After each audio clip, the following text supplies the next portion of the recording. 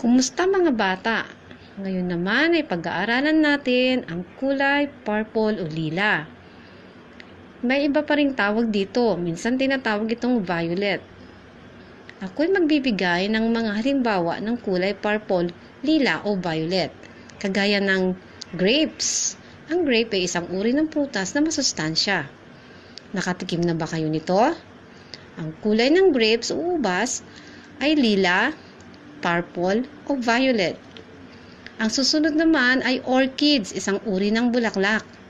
Ang bulaklak ng orchids ay kulay lila, purple o violet kung tawagin. Maganda ang bulaklak ng orchids. Ang isa namang halimbawa ay eggplant. Ang eggplant ay isang uri ng gulay.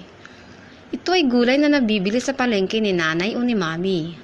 Ang eggplant ay kulay lila, kulay purple o violet. Ang eggplant ay masustansya. Ito ang mga halimbawa ng mga kulay lila o purple o violet. Hanggang sa muli, paalam!